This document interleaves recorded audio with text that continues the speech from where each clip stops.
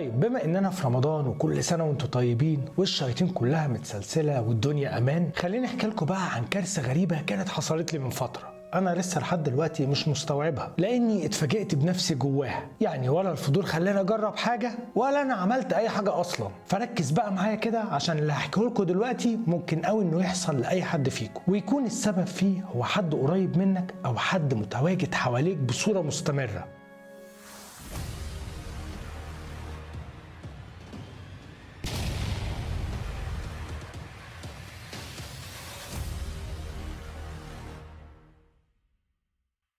من حوالي 7 شهور كده كنت نازل وخارج عشان اقابل ناس صحابي، ولسه بخرج من باب العمارة لقيت أسامة بيندهلي: يا أستاذ سليمان، أستاذ سليمان. أسامة دوت يبقى ابن البواب، وهو شاب صغير في السن، يعني تقريبا 18 19 سنة كده، ولسه في أولى جامعة. والواد بصراحة نضيف في نفسه وفي لبسه كده. فقلت له: خير يا أسامة؟ قال لي وهو مبتسم كده: هو حضرتك عندك قناة على اليوتيوب؟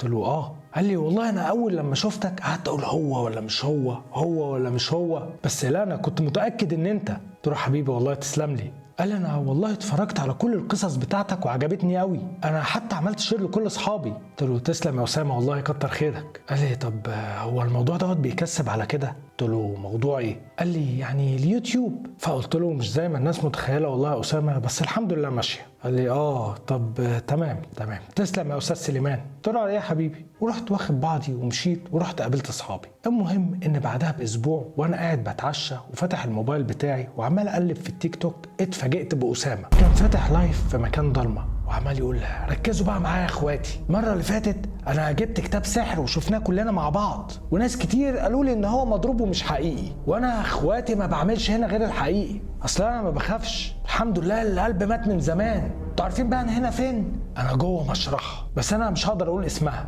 وابتدى يلف بالموبايل في الاوضه ويوجه الموبايل بتاعه ناحيه الثلاجات. عارفين الثلاجات اللي بيتحط فيها الجثث ديت؟ هي ديت. وعمال يقول لهم: هتقولوا لي بقى ان ده كمان مش حقيقي؟ وبعدها راح حاطط ايده على ثلاجه وقال لهم: الثلاجه ديت فيها جثه لسه جايه من ساعتين، لو بعتوا هدايا كتير انا هفتح الباب وافرجكم عليها. لا لا لا لا، الورد ما ينفعش، عايز حوت، اسد، فيل بزلومه، حاجه قيمه كده تستاهل المجازفه اللي انا داخل فيها ديت. بعد دقيقه كده وهو عمال يرد على الكومنتات اللي بتتكتب، بص جنبه كده فجاه وراح جاري بسرعه ومستخبي تحت ترابيزه. كان زي ما يكون في حد فتح باب الاوضه اللي هو قاعد فيها. وبعدها اللايف قطع. انا كنت مصدوم وحاولت اكلمه بعدها لكن موبايله كان مقفول. تاني يوم بالليل كنت نازل اجيب عشاء، لقيت اسامه قاعد على جنب على رصيف وعمال بيلعب في الموبايل. فقلت له: ازيك يا اسامه؟ قال لي: ازيك يا استاذ سليمان، مش تبارك لي؟ انا بقيت مشهور زيك، انا عندي 2000 متابع على التيك توك. قلت له: مبروك يا اسامه، انا شفتك امبارح على فكره. قال لي: ايه ده بجد انت كمان بتابعني ومن الفانز بتوعي؟ قلت له: انا متابعك ومن الفانز بتوعك، واي حد في الكونتاكت ليست بتاعتك هتلاقي الفيديوهات بتاعتك بتظهر له برضه وممكن يبقى فانز زيي. قال لي: ايه ده، انا ما كنتش اعرف الموضوع دوت، يعني انا اي فيديو بنزله كل الناس اللي انا مسجل ارقامهم بيشوفوه؟ قلت له: اه بالظبط كده، واللي انت بتعمله ده يا اسامه غلط، دي حرمه ميتين يا اسامه، فما ينفعش عشان تجمع شويه لايكات وهدايا تدخل نفسك في مصيبه. اسامه بص لي وقعد يضحك جامد وقال لي: ايه ده، انت صدقت يا استاذ سليمان؟ قلت له: صدقت ايه؟ قال لي: انت افتكرتني في مشرحه بجد؟ بص يا استاذ سليمان، دي حاجه كده اسمها اسكيب روم، بتكون عباره عن غرفه وانت بتحاول تهرب منها، وفيها اكتر من شكل، يعني مثلا بيت مهجور، مخزن، مشرحه، انت بتكون جوه المكان بتقعد تدور على المفتاح عشان تخرج، لعبه يعني. قلت له: طب ولما هي لعبه يعني استخبيت ليه اول لما حد فتح الباب ودخل عليك؟ قال لي: ايوه، ما هو عشان اداره المكان بتمنع التصوير في الحاجات بتاعتهم، هم بيعتبروا ان ديت سر من اسرار اللعبه، بيعتبروا كده ان انا بفضح اسرار اللعبه، وهم طبعا شافوني في الكاميرات وعملوا لي مشكله اصلا وطردوني. بس بقول لك يا استاذ سليمان، سيبك انت، ايه رايك في الاداء؟ قلت له: لا بجد عاش، انا عايز اقول لك ان انا صدقت. قال لي: طب معلش بقى عشان اصحابي عمالين يرنوا عليا وانا سايبهم بقالي كتير، حياه المشاهير صعبه قوي يا استاذ سليمان. قلت له: لا يا عم المشهور، ربنا معاك، وراح سايبني وماشي. المهم يومين كده وانا برضو قاعد بقلب في الموبايل على التيك توك، اسامه طلع لي تاني. فتحت الفيديو بتاع اسامه لقيته واقف في مكان ضلمه وكان عمال يتكلم بصوت واطي، كان عمال يقول: بصوا يا اخواتي، انا كده وسط المقابر والمكان دوت مرعب جدا، وخصوصا اننا في الشتاء ومفيش اي حد هنا. بصوا المكان اللي انا فيه دوت المقابر الجديده، المقابر القديمه بقى هي قدامي في الاخر، انا مش عايز اقول لكم عامله ازاي. وراح لف في الموبايل وقعد يقول لهم: بصوا شايفينها؟ انا الادرينالين عندي وصل للاخر، انا حاسس ان انا بخر ادرينالين يا اخواتي. وفضل يمشي لحد لما قرب من المقابر القديمه اللي كان عمال يشاور عليها، ومره واحده وقف وراح قايل في نور هناك ظهر واختفى جنب المقبره اللي هناك ديت، حد شافه؟ والله العظيم ما بيتهيألي. طب استنوا شويه كده. وفعلا بعد دقيقتين في زي نور ظهر واختفى كده بسرعه. حد كتب له في الكومنتات انت خايف ولا ايه؟ اسامه قال له انا ما بخافش الحمد لله غير من اللي خلقني. فقال له طب ما تروح هناك كده وتثبت لنا. اسامه سخن وقال له ما من غير ما تقول كده كده يا حبيبي انا كنت رايح. وابتدى فعلا يمشي ناحيه المقبره اللي طلع منها النور. والمفاجاه بقى هو انه فعلا لما وصل لقى المقبره مفتوحه وخارج منها نور خفيف قوي، كان نور ابيض. اسامه قال بصوت واطي المقبره مفتوحه وفي صوت تحت، وابتدى يقرب الموبايل ناحيه المقبره عشان يسمعنا الصوت. الصوت كان واطي ومش مفهوم، زي ما يكون حد كان بيعيط وهو بيتكلم وعمال يقول صوت كده غريب، لكن في نفس الوقت ما كانش فيه اي كلام واضح او مفهوم. مش عايز اقول لكم بقى كميه الكومنتات اللي اتكتبت في اللحظه ديت. واحد كتب لأسامة انت اصلا شكلك مرعوب، واحد تاني كتب له هو الجثه صاحيه تحت ولا ايه، واللي كتب له انت مجنون، واللي كتب له اجري واهرب بسرعه. اسامه كان عمال يتفرج على الكومنتات بس ما كانش بيرد على حد، وكان باين عليه القلق، لحد لما في واحد كتب في الكومنتات دي اشتغال على فكره، والواد ده بيضحك عليكم عشان يلم مشاهدات. اسامه ساعتها اتنرفز وراح قال له انا هفتح مقبره عشان الم مشاهدات، انت عيل مقرف قوي يالا.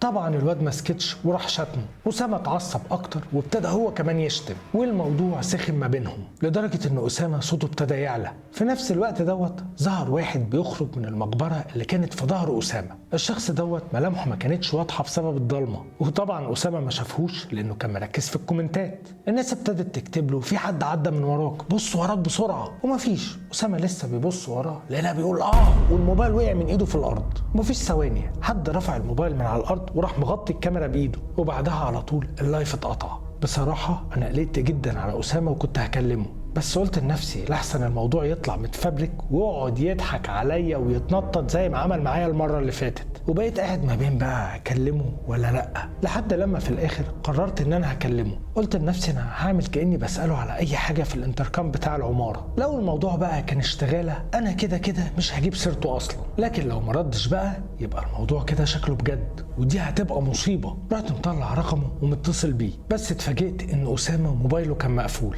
استنيت شويه وحاولت اكلمه تاني برضه كان مقفول. انا ما بقتش عارف اعمل ايه. فكرت انزل لابوه واقول له، بس الوقت كان متاخر، وخفت برضه ان انا لما اقول لابوه اعمل له حوار، وخصوصا ان انا لسه مش متاكد قوي ان الموضوع دوت حقيقي فعلا. فاستنيت لتاني يوم الصبح، بس اسامه برضه موبايله كان مقفول لحد الساعه 12 الظهر. في الوقت ده بقى انا كنت خدت قراري ان انا هنزل واقول لابوه ويحصل اللي يحصل. رحت واخد بعضي ونزلت له، لقيت ابوه فعلا قاعد على باب العماره. قلت له ازيك يا عم حامد؟ قال لي الحمد لله يا استاذ سليمان. قلت له هو اسامه فين؟ قال لي والله هو كل يوم بيسهر لحد الفجر، بس النهارده هو مأخر وبكلمه موبايله مقفول. قلت له طب انا عايز اقول لك على حاجه. قال لي حاجه ايه؟ قلت له اسامه امبارح لقيت حد من ورايا بيقول السلام عليكم، بصيت ورايا لقيته اسامه، بس كانت هدومه معفره ومبهدله. عم محمد قال له كنت فين يا ابيع محترم لحد دلوقتي؟ وايه اللي بهدل هدومك كده؟ اسامه قال له والله انا كنت مع اصحابي وقعت منهم واغمى عليا، فودوني المستوصف، وهم هناك قالوا لي ان اللي حصل لي دوت كان بسبب الاجهاد. قال له ما طبعا انت كل يوم عمال تتصرمح لي مع الفشل اصحابك، ويا دوبك بتجيلي وش الفجر، هترتاح امتى؟ اسامه كان متغاظ قوي وزي ما يكون متضايق ومحرج ان ابوه بيكلمه كده قدامي، فراح باصص لي وقال لي انت محتاج حاجه يا سليمان؟ قلت له ايه اللي محتاج حاجه؟ قال لي انت حاولت تكلمني امبارح كتير بس انا موبايلي كان فاصل شحن، ولما موبايلي اتفتح لقيت ان جاي رسائل كتير منك انك حاولت تكلمني. قلت له انا كنت طالب ديليفري والراجل ما عرفش يوصل لي لان الانتركام كان بيعلق، فكنت عايزك تكلم شركه الصيانه. قال لي كلمتني 14 مره من الساعه 3 الفجر لحد من شويه من الساعه 12 عشان الانتركام بيعلق. عم محمد قال له ما تحترم نفسك يالا، هو انت تفتح له تحقيق ولا ايه؟ وراح قايل لي خلاص يا استاذ سليمان انا هكلمهم وهشوف القصه ديت. اسامه سابنا ودخل الاوضه بتاعتهم اللي كانت تحت السلم، وانا مشيت. بس استغربت قوي اسلوب اسامه، يعني كان قليل الذوق قوي ودي مش طبيعته، بس قلت عادي يمكن كان متوتر من اللي حصل له امبارح، واخدت بعضي ومشيت. في نفس اليوم دوت بالليل صحيت مفزوع على حد معلق صباعه على جرس الشقه. انا نطيت من السرير عشان اقوم افتح الباب وانا مش فاهم حاجه وعمال اضرب سبعات في تمانيات واقع على الارض واقوم اقف تاني لحد لما وصلت لباب الشقه. قلت مين؟ محدش رد. بصيت من العين السحريه ما شفتش حاجه، تقريبا كان حد حاطط ايده عليها. انا من كتر التوتر اللي كنت فيه فتحت الباب، لقيت اسامه واقف قدامي. قلت له: انت عبيط يا اسامه؟ حد يرن على حد الجرس بالشكل المتخلف دوت الساعه 3 الفجر؟ قال لي: وانت شفت امبارح ايه؟ قلت له: انت اهبل صح؟ اتكل على الله، اتكل على الله، وانا ليا بكره كلام تاني مع ابوك. ولسه بقفل الباب في وشه، اسامه راح ماسك الباب بايده. قال: انا عندي ليك عرض ما يترفضش. قلت له: عرض؟ اسامه راح نده على حد جنبه وقال له: اتفضل اتفضل يا شيخنا. في اللحظه ديت انا شفت واحد بدقن ولابس جلابيه سودا وماسك في ايده سبحه، وشكله كده زي ما يكون في اول الخمسينات. كان طالع من على السلم وهو بيقول: يا رب يا ساتر. اسامه راح زايق الباب جامد وفتحه وقال له: اتفضل يا شيخنا، ده البيت نور. انا كنت واقف مصدوم وهما الاتنين بيخشوا من قدامي البيت عندي. انا حتى من الصدمه ما كنتش عارف اتكلم. دخلوا هما الاتنين وقعدوا في الصاله. انا قفلت الباب ورحت لهم، قلت لهم: خير؟ الراجل ابو دقن دوت قال لي: خير يا ابني، ما احنا ما بنجيش غير في الخير. خليني اعرفك بنفسي الاول، انا اسمي ابو مختار، معالج روحاني، ماليش في الشمال، واللي عندي دوت هبه من الله سبحانه وتعالى. انت سمعت عني قبل كده؟ قلت له: لا بصراحه انا اول مره اسمع عنك. قال لي: طب بص، انا معروف جدا بس في نطاق دايره معينه من المعارف، يعني حد بيقول لحد وحد بيقول لحد وحد بيقول لحد، والله لك الحمد، يعني عالجت ناس كتير قوي. بس انا يا ابني السن جرى بيا، وهيجي يوم ومش هبقى موجود وعلمي ده كله هيتدفن معايا، فانا يعني كنت عايز انقل العلم بتاعي دوت لحد افيد بيه الناس. فرحت قايل له: حد زي مين يعني؟ مش فاهم. قال لي: ما هو اصل هو الموضوع ده اللي كان معطلني، اصل انا ما كنتش لاقي حد ينفع. ما هو الشخص اللي هيتنقل له العلم دوت لازم يكون بمواصفات معينه، ما انا مش لوحدي اللي بختار، لا ده في ملوك لازم ناخد منهم المباركه. قلت له: ملوك ايه ومباركه ايه؟ انا مش فاهم اي حاجه. قال لي: بص، مش مهم تفهم دلوقتي، المهم هو ان انت اللي وقع عليك الاختيار. الفرصه ديت في ناس كتير بتتمناها، انت محظوظ يا سليمان. قلت له: طب وبعد ما اتعلم؟ قال لي: هتنشر العلم دوت للناس وانا هساعدك وهبقى معاك مش هسيبك. قلت له: ده على قناه اليوتيوب بتاعتي صح؟ قال لي: طبعا، ومش عايزك تقلق من اي حاجه، انا هبقى شغال معاك في كل الحالات اللي هتجيلك، ولو عايزني كمان اطلع معاك في القناه بتاعتك انا ما عنديش مشكله.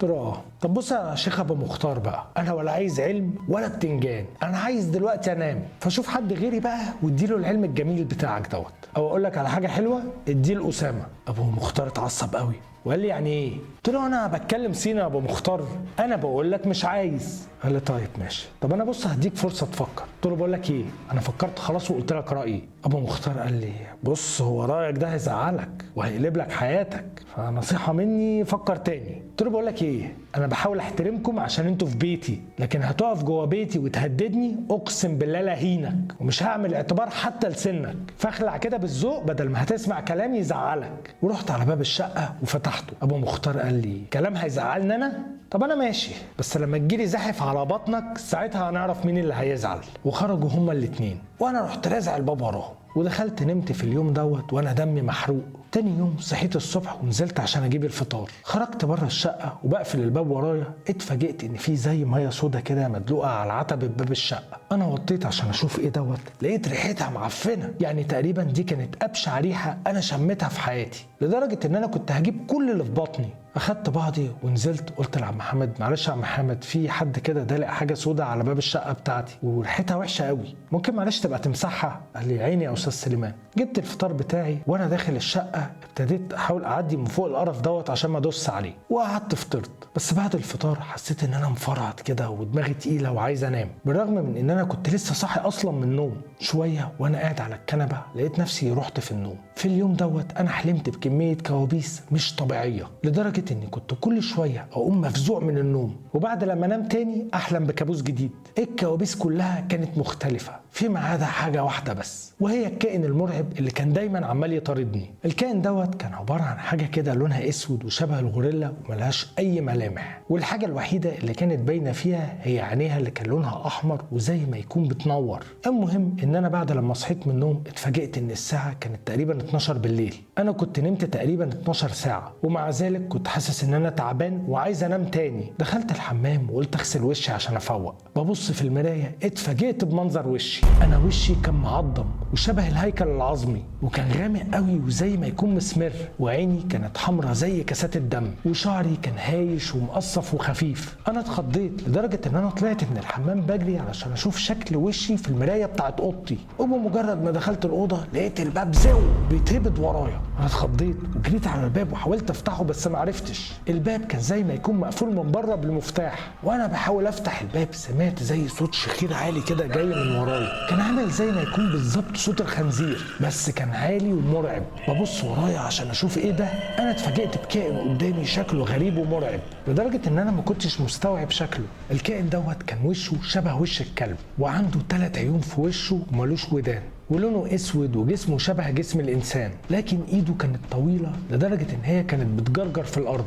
الكائن دوت كان بيمشي ناحيتي وهو عمال يقول لي ارجع عن اختيارك والا احتجزناك في ارضنا، ارجع عن اختيارك والا حجزناك في ارضنا.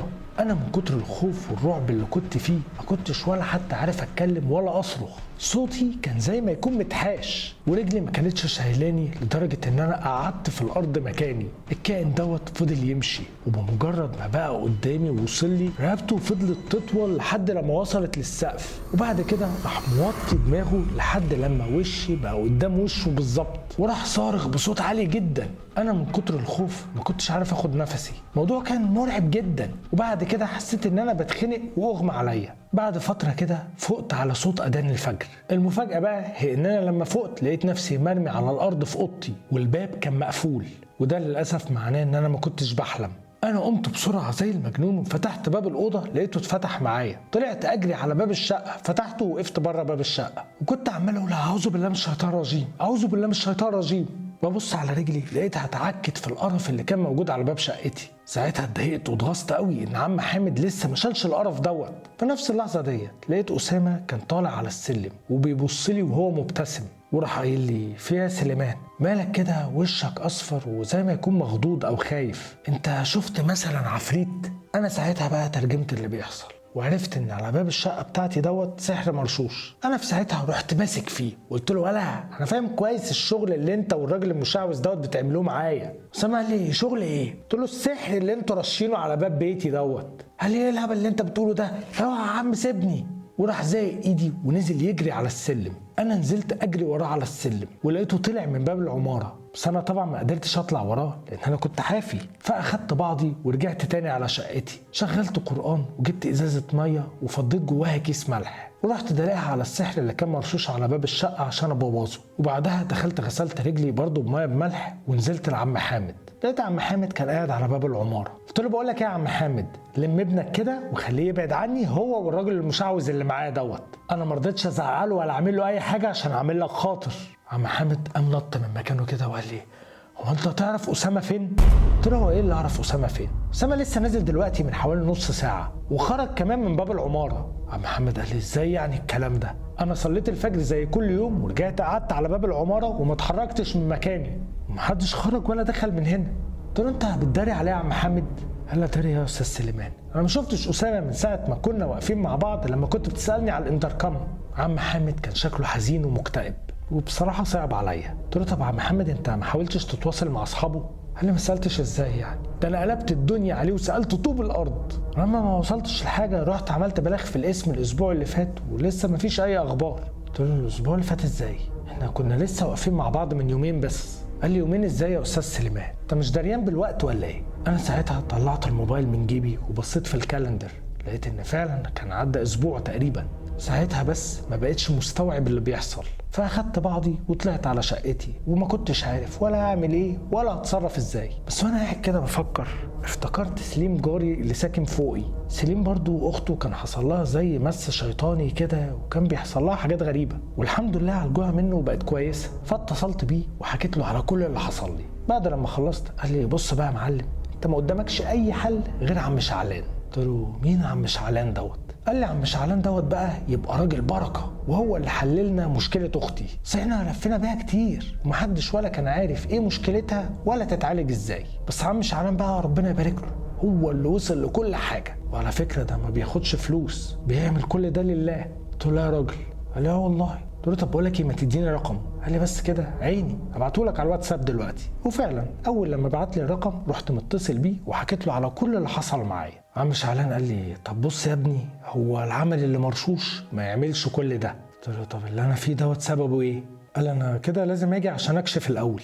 فقلت له خلاص ماشي انا هستناك، واديته العنوان. عم شعلان قال لي طب بص قبل ما اجي بقى انا محتاج بخور وشويه حاجات همليها لك كده وتجيبها لي عقبال ما اجيلك. قلت له طب ودي بتتباع فين؟ راح قايل لي على اماكن 3 عطارين موجودين في محافظات مختلفه. قلت له طب الحاجات دي ما بتتباعش في القاهره؟ قال لي لا والله يا ابني ما اعرفش، انا قلت لك اللي انا اعرفه، عايز انت بقى تسال وتدور، اسال ودور، بس انصحك بلاش تتاخر، انت لسه في الاول ومشكلتك بسيطه، هتتاخر مشكلتك هتتعقد اكتر. قلت له طب ما فيش طيب حتى حد يجيب لي الحاجات ديت وحاسبه؟ سكت شويه كده وكانه زي ما يكون بيفكر، وبعدين راح قال لي طب خلاص انا هتصرف، ابعت لي انت بس اللوكيشن بتاعك. قلت له حاضر. قفلت معاه وبعت له اللوكيشن، ومفيش ساعتين كده ولقيت باب الشقه عندي بيخبط. انا فتحت الباب لقيت قدامي واحد لابس بنطلون كلاسيك وقميص قماش، وكان ابيضاني كده وحلق دقنه وجايب شعره على جنب، وماسك في ايده شنطه لابتوب. راجل شكله بيزك قوي، تحت البيزك بشويه كمان. قلت له وامر حضرتك؟ قال لي هو انت سليمان؟ قلت له انا سليمان.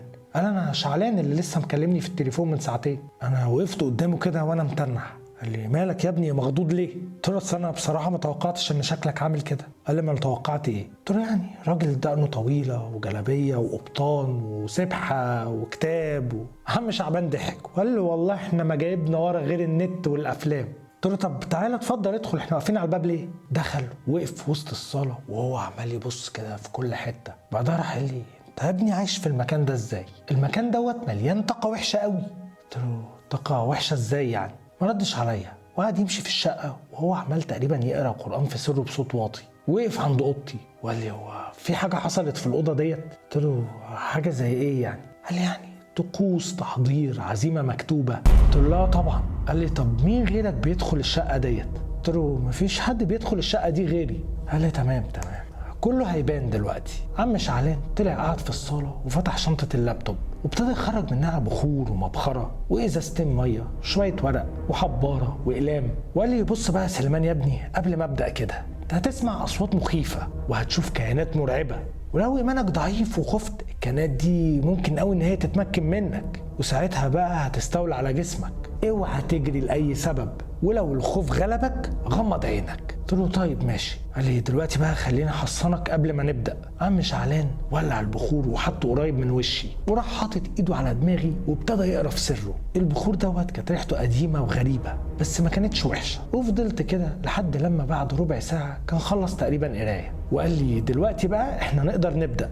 عم شعلان مسك ازازه الميه وابتدى يمشي بيها في الشقه ويرش في كل حته، يرش بيها على العفش وفي الاركان وفي كل حته، وبعدها جاب الورق اللي كان معاه ابتدى يرسم فيها جداول ويكتب جواها ارقام وحروف، وبعد لما خلص ابتدى يلزقهم كلهم على الحيطان، وبقى ماشي بالبخور وهو عمال يقول في كلام غريب، اطلع باسم مش عارف مين الاحمر، وبحق مش عارف مين اللي كانوا في الكواكب ومدفونين في الاراضي السبعه، ويعني كلام غريب زي كده. شويه وابتديت اسمع صوت صريخ وترزيع، وضرف الدواليب اللي كانت في اوضه النوم كانت عماله تتفتح وتتقفل، ونار عماله تمسك في ورق عم شعلان كان كاتبه وحطه قدامه، وخيالات سودة ابتدت تظهر وتختفي.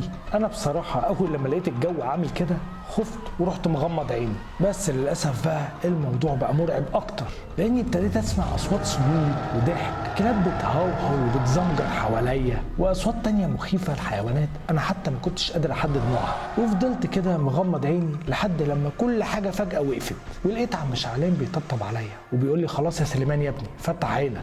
انا فتحت عيني. عم شعلان قال لي بص يا ابني انا الحمد لله ربنا وفقني وطردت كل الشياطين النكسه اللي كانت مستحوذه على البيت. قلت له طيب ربنا يكرمك. قال لي حاجتين مهمين دلوقتي لازم يتعملوا. قلت له طب وايه هم؟ قال لي في حد في المكان دوت اسمه حامد جارك يعني او حد بيزورك. قلت له جاري ايه؟ ده البواب بتاع البيت. قال لي اه. طب اسمعني بقى كويس، الراجل دوت يبقى ساحر نجس وعمل لك سحر سفلي تحت السرير بتاعك. قلت له معقوله؟ طب ودخل البيت ازاي؟ قال لي انت بتسالني انا دخل بيتك ازاي؟ المهم يعني ان انا بطلت لك السحر دوت، بس انا سايبه لك في مكانه عشان انت تتاكد بنفسك.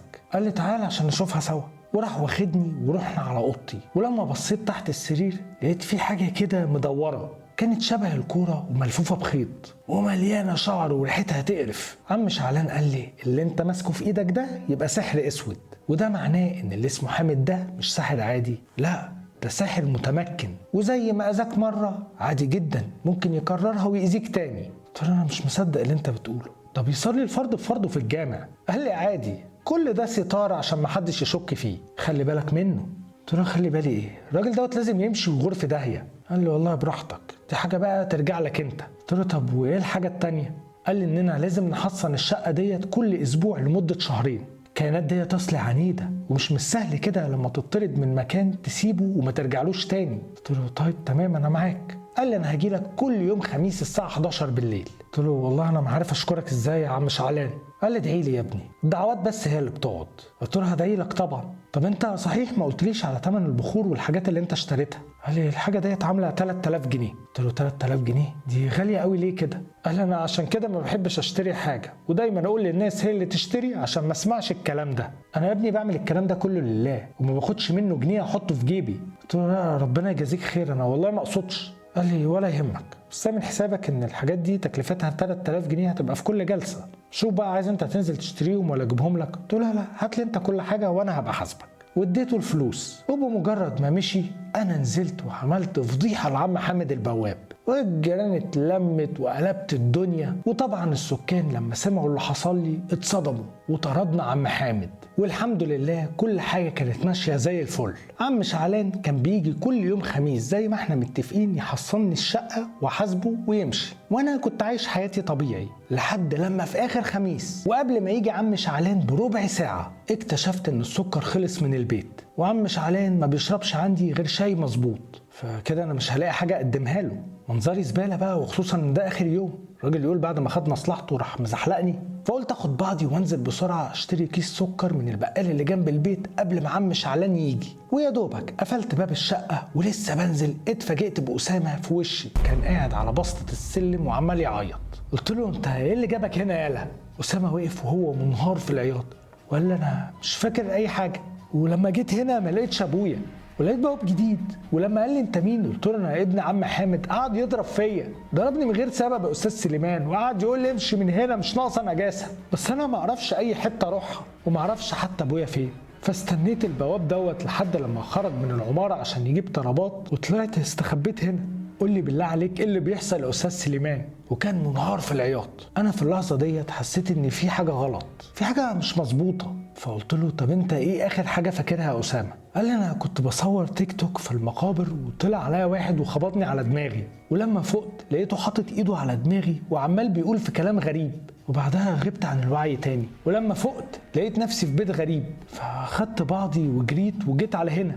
في نفس اللحظه ديت انا لقيت عم شعلان كان طالع على السلم، واول لما اسامه شافه قعد يقول لي وهو مرعوب وبيشاور عليه هو ده اللي خبطني على دماغي في المقابر.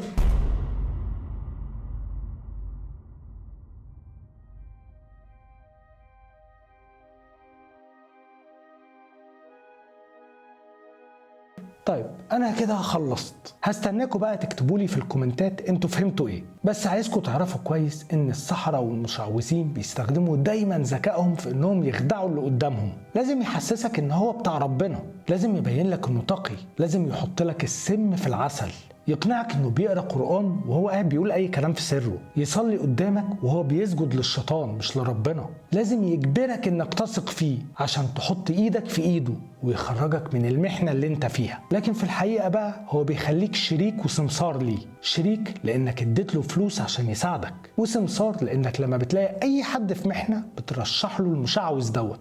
بس انا عايزك بقى تحط في دماغك كويس ان طول ما انت قريب من ربنا وبتصلي مفيش اي حاجة في الدنيا هتقدر تقرب منك. وابعد عن العالم دوت عشان هو محرم في جميع الاديان، فبلاش بقى تستعين بحاجة محرمة عشان صدقني هي هتضرك اكتر ما هتفيدك. وفرصة بقى واحنا في رمضان ابقى ادعي لي كده وافتكرني باي دعوة حلوة. وقبل ما اقفل بشكر اسامة لان الراجل دوت كان بيدعمني كتير، وانا وعدته ان انا هطلع اسمه في قصة من القصص اللي هتتقال.